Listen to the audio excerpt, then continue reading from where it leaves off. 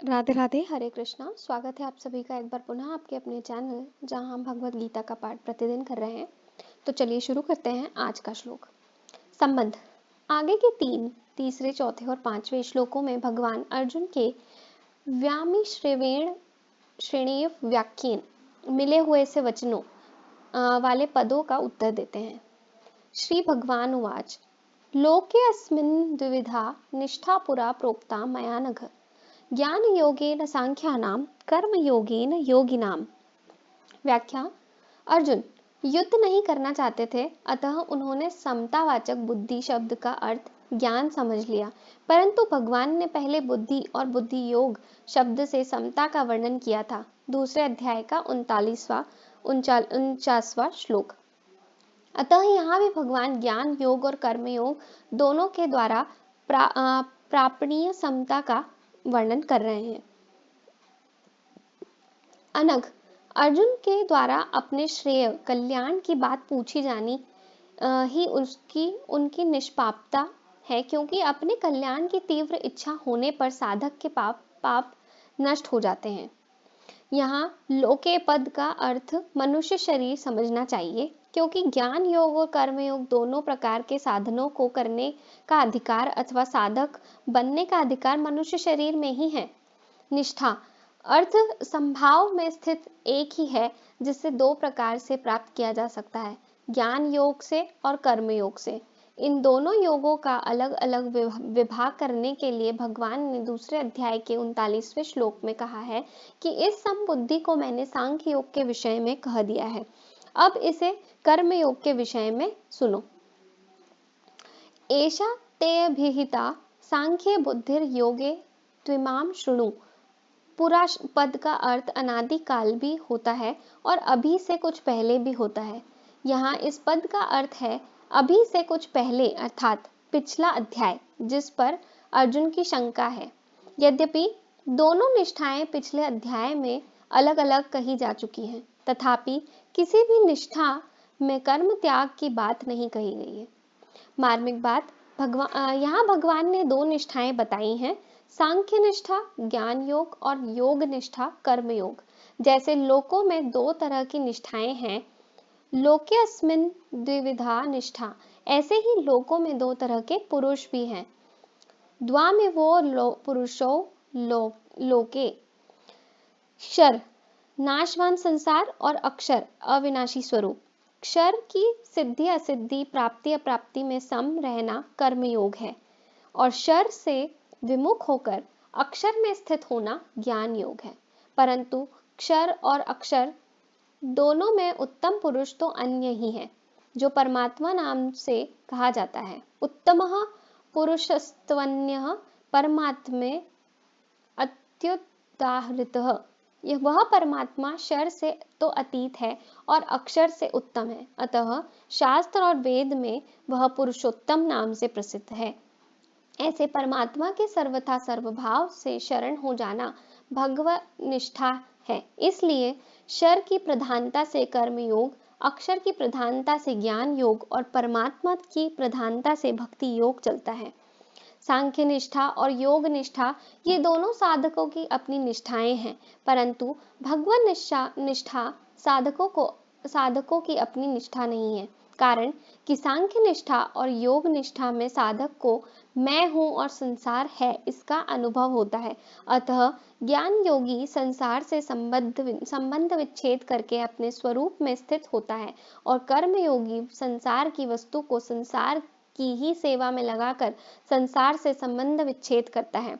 परंतु भगवान निष्ठा में साधक को पहले भगवान है इसका अनुभव नहीं होता, पर उसका विश्वास होता है कि स्वरूप और संसार इन दोनों से भी विलक्षण कोई तत्व भगवान है। अतः वह श्रद्धा विश्वास पूर्वक भगवान को मानकर अपने आप को भगवान के समर्पित कर देता है। इसलिए सांख्य निष्ठा और योग निष्ठा में तो जानना विवेक मुख्य है, और भगवान निष्ठा में मानना श्रद्धा विश्वास मुख्य है। जानना और मानना दोनों में कोई फर्क नहीं है। जैसे जानना संदेह रहित दृढ़ होता है, ऐसे ही मानना भी संदेह रहित होता है। मानी हुई बात में विचार की संभावना नहीं रहती। जैसे अमुक मेरी माँ है, यह केवल माना हुआ है, पर इस माने हुए में कभी संदेह नहीं होता, कभी जिज्ञासा नहीं होती, कभी विचार नहीं करना पड़ता। इसलिए गीता में भक्ति योग के प्रकरण में जहाँ जानने की बात आई है, उसको मानने के अर्थ में ही लेना चाहिए। इसी तरह ज्ञान योग और कर्म योग के प्रकरण में जहाँ मानने की बात आई है, उसको जानने के अर्थ में ही लेना चाहिए। सांख्य निष्ठा और योग निष्ठा तो साधन साध्य है और साधक पर निर्भर है, पर भगवान निष्ठा साधन साध्य नहीं है। भगवान निष्ठा में साधक भगवान और उनकी कृपा पर निर्भर रहता है। भगवान निष्ठा का वर्णन गीता में जगह जगह आया है। जैसे इसी अध्याय के पहले 2 निष्ठाओं का वर्णन करके फिर 30वें श्लोक में मयि सर्वाणि कर्माणि संन्यस्य पदों से भक्ति का वर्णन किया गया है। 5वें अध्याय में भी 2 निष्ठाओं का वर्णन करके 10वें श्लोक में ब्रह्मण्याध्याय कर्माणि और अंत में भोक्तारम यज्ञ तपसाम आदि पदों से भक्ति का वर्णन किया गया है इत्यादि। ज्ञान योगेन सांख्यानाम प्रकृति से उत्पन्न संपूर्ण गुण ही गुणों में बरत रहे हैं। संपूर्ण क्रियाएं गुणों में इंद्रियों में ही हो रही हैं और मेरा इनसे कुछ भी संबंध नहीं है, ऐसा समझकर समस्त क्रियाओं में कर्तापन के अभिमान का सर्वथा त्याग कर देना ज्ञान योग है।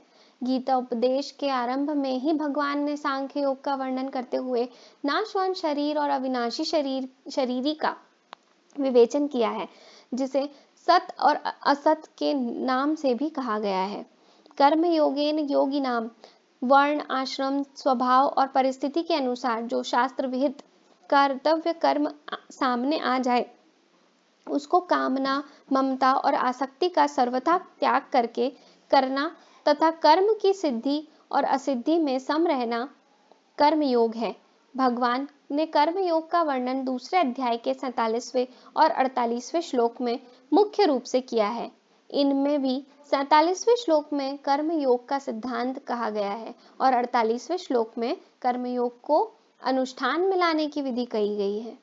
परिशिष्ट भाव कर्म योग और ज्ञान योग ये दोनों ही निष्ठाएं लोक में होने के कारण लौकिक हैं। लोक्यस्मिन् द्विविधा निष्ठा। कर्म योग में क्षर संसार की प्रधानता है और ज्ञान योग में अक्षर जीवात्मा की प्रधानता है। क्षर और अक्षर भी लोक में ही है। द्वामिवो पुरुषौ लोके क्षराक्षर एव च। अतः कर्म योग और ज्ञान योग दोनों ही लौकिक निष्ठाएं हैं। जीव और जगत को मुख्यता देने से ही ये 2 निष्ठाएं हुई हैं।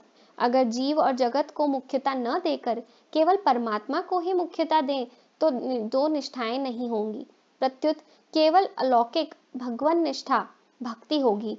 लौकिक निष्ठा कर्म योग ज्ञान योग में साधक का अपना उद्योग मुख्य होता है। वह साधन में अपना पुरुषार्थ मानता है, परंतु जब साधक भगवान का आश्रय रखकर साधन करता है